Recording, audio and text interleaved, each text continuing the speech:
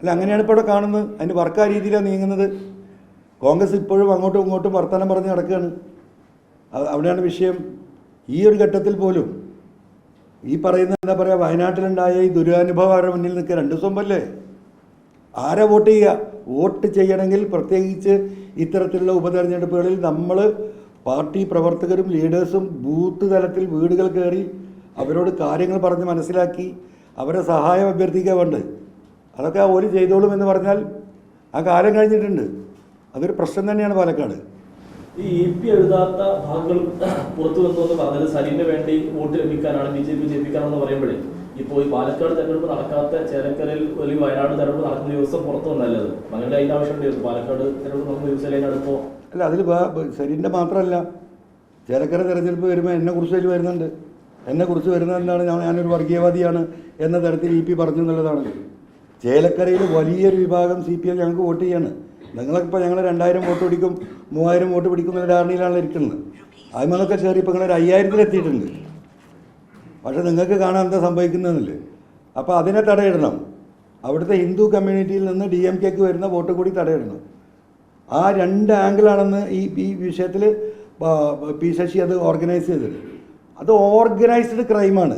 ഈ പറയുന്ന EPയുടെ വിഷയം ഓർഗനൈസ്ഡ് ക്രൈമാണ്. അതൊരാളുമില്ലാതെ ആകാശത്ത് നിന്ന് പൊട്ടി വീഴുന്നത്. EP അങ്ങനെ പറഞ്ഞിട്ടില്ല, EP കരാറ് കൊടുത്തിട്ടില്ല എന്നതിൽ DC ബുക്സ് തന്നെ പറയുന്നു. പിന്നെ ആര് കൊടുത്തു, എങ്ങനെ ഇത് വന്നു, അത് അന്വേഷണ വിധേയമാക്കണ്ടേ? പരിപൂർണമായിട്ടും പൊളിറ്റിക്കൽ തന്നെയല്ലേ. അല്ലാതെ വേറെ ആരെന്ന്? മുഖ്യമന്ത്രിയുടെ ഓഫീസല്ലാതെ ആരാ ഇവിടെ BJPയെ ജയിപ്പിക്കാൻ വേണ്ടിയിട്ട് കമ്മ്യൂണിസ്റ്റുകാർ നടക്കുന്നുണ്ടോ? ഇവിടെ കമ്മ്യൂണിസ്റ്റുകാരല്ലല്ലോ നടക്കുന്നത്. മുഖ്യമന്ത്രിയുടെ ഓഫീസ് തന്നെയല്ലേ ഈ വിഷയങ്ങൾ നടത്തുന്നത്. EPയുടെ സാന്നിധ്യം പാർട്ടിയിൽ നിന്ന് പോകേണ്ട ആവശ്യമാരാ? ഭാവി മുഖ്യമന്ത്രിയായിട്ട് മുഖ്യമന്ത്രിയുടെ ഓഫീസ് പ്ലാൻ ചെയ്യുന്ന ആരെയാണ്? ഈ പറയുന്ന മരുമകനെയാണ്, റിയാസിനെയാണ്.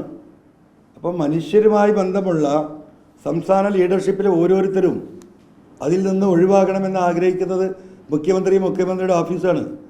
അപ്പോൾ പറയാൻ പറഞ്ഞ ഒരു വെടിക്ക് 2 പക്ഷിയാണ്.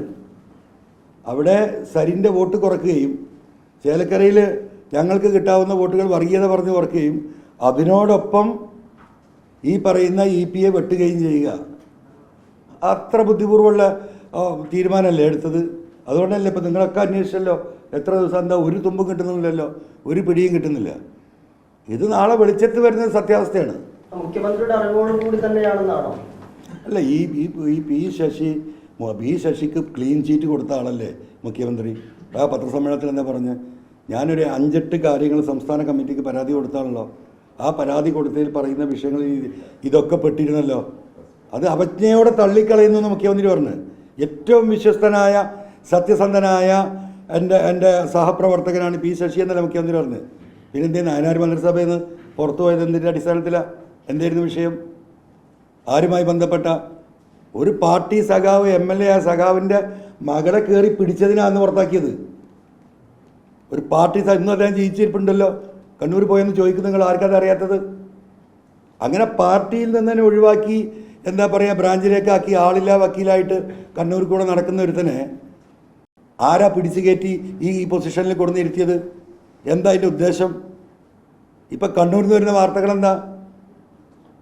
ഇവിടെ കേരളത്തിൽ പിണറായി സത്തിനെതിരെയാണ് പാർട്ടിയിൽ വലിയ വിഷയമുണ്ടെങ്കിൽ കണ്ണൂരിൽ 2 വിഷയമാണ്. പിണറായി സത്തോടൊപ്പം തന്നെ ശശി വിരോധം.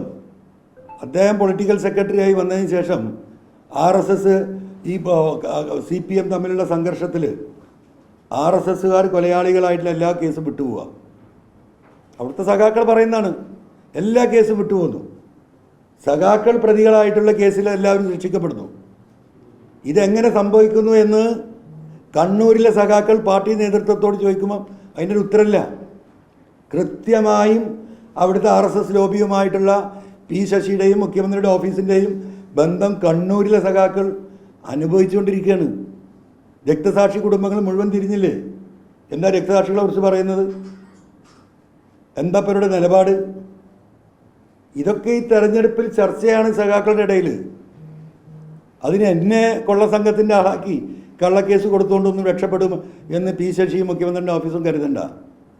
ഇത് തന്നെയാണ് ഇതിൻ്റെ വസ്തുത. EP ജയരാജൻ പറഞ്ഞത് താൻ എഴുതിയ ജീവചരിത്രമേ അല്ല പുറത്തു വന്നത് എന്നാണ്. അങ്ങനെയാണെങ്കിൽ ഈ ശശിയോ മുഖ്യമന്ത്രിയുടെ ഓഫീസോ മാനിപ്പുലേറ്റ് ചെയ്തു എന്നാണോ പറയുന്നത്? അല്ലാതെ ആകാശത്ത് നിന്ന് ആരെയും മാനിപ്പുലേറ്റ് ചെയ്യുമോ? ആർക്കാണ് ഇത് മാനിപ്പുലേറ്റ് ചെയ്യാനുള്ള ശേഷി ആർക്കാണുള്ളത്? ഇത് മാനിപ്പുലേറ്റ് ചെയ്യുന്നതിന് ഒരു ഉദ്ദേശമുണ്ടല്ലോ, വെറുതെ അല്ലല്ലോ മാനിപ്പുലേറ്റ് ചെയ്തത്. ആ ഉദ്ദേശങ്ങൾ ഇപ്പം ഞാൻ ഈ പറഞ്ഞ കാര്യങ്ങൾ നിങ്ങളൊന്ന് കൂട്ടി വായിക്കൂ. അപ്പോൾ ഇത് നാളെ പുറത്ത് വരും. DC ബുക്സിനെന്താ വായ തുറക്കാൻ ശേഷിയില്ലാത്തത്? അവർ വിവരം അറിയും. അതുതന്നെ അവരുമായി ബന്ധപ്പെട്ട് അവരുടെ പല പ്രശ്നങ്ങളുണ്ട്.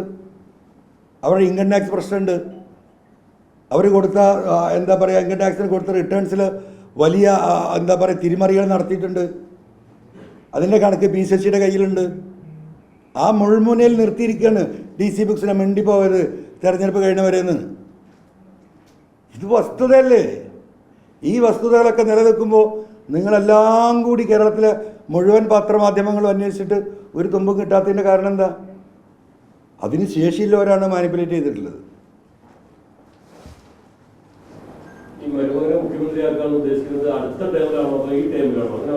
വരാനുള്ള ടേമിൽ അല്ലെങ്കിൽ അദ്ദേഹം തന്നെ മത്സരിക്കും.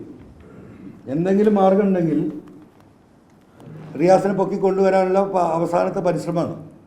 അത് പാർട്ടി എങ്ങനെ നേരിടുമെന്നുള്ളത് പാർട്ടിക്ക് അറിയുള്ളൂ, എനിക്കതിനെക്കുറിച്ച് അറിയില്ല. കാരണം യുവാക്കളാണെങ്കിൽ മുഖ്യമന്ത്രിയായി വരേണ്ടതെന്നില്ല തീരുമാനം. കഴിഞ്ഞ ടേമിലാണല്ലേ 2 കൊല്ലം കഴിഞ്ഞപ്പോൾ എല്ലാവരും പറ്റില്ല എന്ന് പറഞ്ഞ് ആരൊക്കെ വെട്ടി? ഐസക്കിനെ വെട്ടി, ടീച്ചറെ വെട്ടി, സുധാകരനെ വെട്ടി.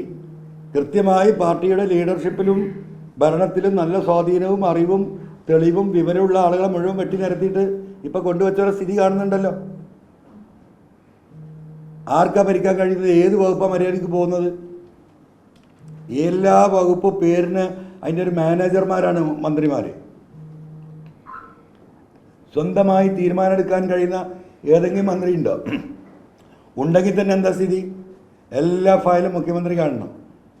മന്ത്രിമാരെ പിടിച്ച് മാനേജർമാരാക്കി ആ വകുപ്പിൻ്റെ കേരളത്തിൻ്റെ രാഷ്ട്രീയ ചരിത്രത്തിലുണ്ടായിട്ടുണ്ടോ?